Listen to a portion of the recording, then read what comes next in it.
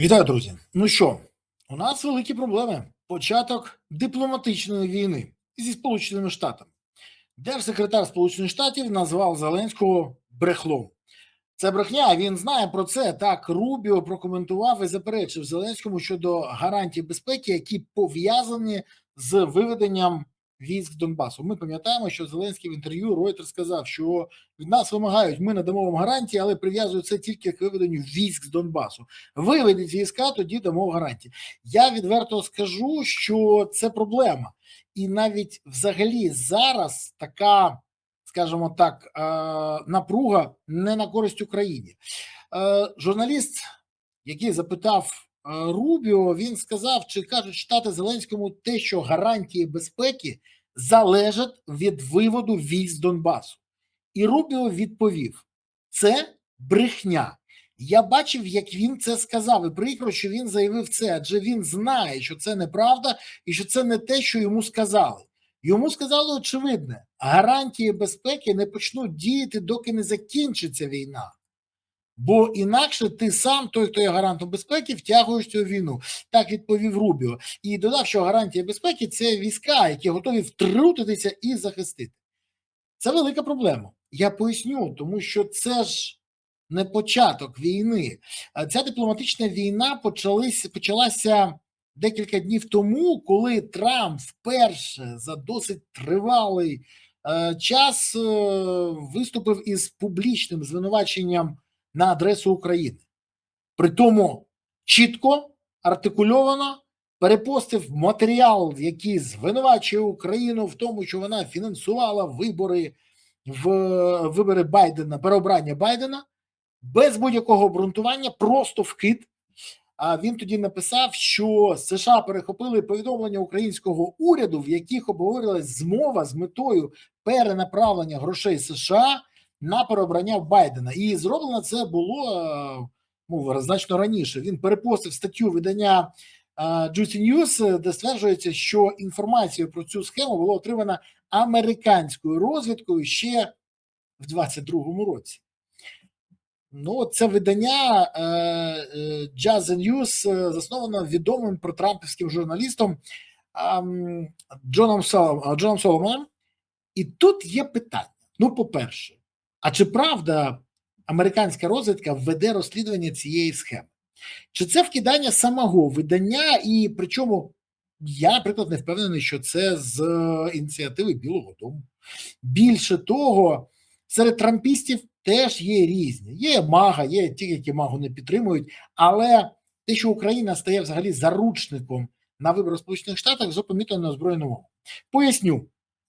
Я не буду здивований, якщо росіяни, які розуміють, як Трамп реагує на подібні речі, вкинули через це видання потрібну інформацію. Як вони злили це, через кого, що, як підклали цю інформацію журналістам, невідомо. Але ж, ще раз, розвідка нічого подібного не повідомляла і не підтверджувала. Ви знаєте, я критично ставлюся взагалі до Зеленського і його 5 успішних менеджерів і не буду здивований взагалі нічим. Але тут історія про інше. Це є по репутації держави. І тут потрібно або обґрунтоване підтвердження, або спростування. І це треба робити, притому негайно. Бо те, що ми спостерігаємо зараз, це фактично атака в бік України. Атака, яка буде мати наслідки. Більше того, Політико вже пише про те, що поставки американської зброї в Україну можуть призупинитися через те, що США планують перенаправити ракети ППО на Близький Сход. Про це попереджав раніше Гексет, міністр війни Сполучених Штатів. Потім про це писали американські ЗМІ, про те, що гроші, які заплатили в програмі ПУРЛ європейські країни за американську зброю, можуть ці гроші бути вже і витрачені, але зброя все одно не піде в Україну, а піде на Близький Схід. Багато історій, які впливають на все це. Але тут головне питання. Що справді сталося? Поясню наслідки. Так, я розумію, що зараз багато хто почне волати, нашого б'ють, нашого ображають. Тут не в цьому питання. Тут питання в тому, що, скажімо так, якщо є можливість, варто гасити це зразу. Чи готовий на це Зеленський? Не впевнений, Але деякі джерела мені підказували, що може бути різні історії. Ну, наприклад, перший етап ми зараз можемо бачити, а наступний можемо побачити санкції на людей з оточення Зеленського, з Офісу президента, з його найближчого оточення, санкції з боку Сполучених Штатів. Більше того, за корупційні дії або втручання в справи США. Тут, до речі, може першим бути, наприклад, Андрій Єрмак. І це мене взагалі не здивує, тому що Трамп дуже добре пам'ятає, завдяки кому він отримав перший імпічмент. Це окрема історія. Далі, давайте зразу згадаємо ще декілька моментів. Трамп не дуже любить Зеленського, а Зеленський багато говорить. До речі, навіщо він це сказав, я не можу зрозуміти. Мені взагалі здається, що бажання отримати овації, бажання отримати оплески і бажання отримати цей вау-ефект, це традиція все ж таки, давайте відверто, шоумена. А Зеленський повинен згадати, що він все ж таки не шоумен, а президент. І як президент він повинен піклуватися про країну, а значить слідкувати за своїм язиком. Це не перший раз, коли Зеленський ляпає на те, що потрібен. Тут важливо, хто ж сказав правду. До речі, я не можу сказати нічого, я не знаю, хто з них більше найближче, скажімо, не більше, а найближче до правди, але дипломатичний конфлікт вже відбувається. Як буде реагувати Україна, побачимо. Не впевнений, що у нас вже прорахована ця ситуація, але в будь-якому випадку, якщо Зеленський щось не так зрозумів, або Рубіо навмисно зараз піднімає температуру цієї ескалації, то треба шукати варіанти. Треба шукати варіанти, бо краще поганий мир, чим добра дипломатична війна. Що обере Зеленський? Час покаже. Але єдине, що я можу сказати, оце звинувачення в брехні, це проблема. Це проблема. Тут головне, щоб Зеленський не здумав відповідати особисто, це повинні відповідати представники МЗС України. У нас є Сибіга, у нас є Георгій Тихий, у нас є кому відповідати. І я думаю, що відповідь буде коректною, аргументованою. Подивимось.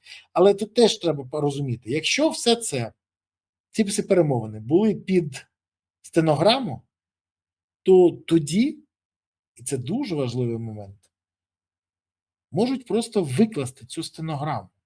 І якщо з'ясується, що Зеленський збрехав, наші проблеми масштабуються. До речі, це один з варіантів, який теж треба прораховувати, щоб не потрапити в пастку наступної помилки. А Володимир Олександрович, як завжди раджу, мовчить. Володимир Олександрович, мовчить. Так краще, не тільки з розумного з'їдете, а ще й менше конфліктів буде. Бо якщо ті, хто шукають конфлікти, бачать вашу допомогу, це ж не тільки ваш язик, який ляпає про ЗСУ і адресу Орбана або його живіт, а ще про багато чого. От варто вам все ж таки менше давати інтерв'ю. Я розумію, що вам це подобається, але якщо це шкодить Україні, може мінімізувати. В будь-якому випадку перспективи складні. І тут головне, щоб американців вистачило здорового глузду в цих розбірках між Трампом і Зеленським не обмежити Україну в отриманні зброї. Бо від цього постраждають справжні, звичайні українці. Але ж не на словах, а на справах. Бо захист від російських ракет у нас саме завдяки Петріотам. Тому я б дуже хотів, щоб американці не переходили той Рубікон, про який зараз вони думають.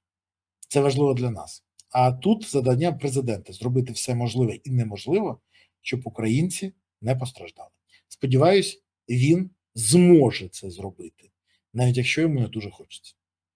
Дякую, що дивилися, дякую, що підписалися, поставили вподобайки, прокоментували і поширили відео. Окремо подяка за те, що ви завжди підтримуєте ЗСУ, за те, що донатите на ЗСУ, допомагаєте ЗСУ, за те, що приєднуєте до ЗСУ, бо це надважливо. Поки є у нас ЗСУ, у України є майбутнє. Тому гуртуємось навколо інтересів ЗСУ, щоб у України було гідне майбутнє. І тоді справді все буде Україна. Дякую вам. Па-па.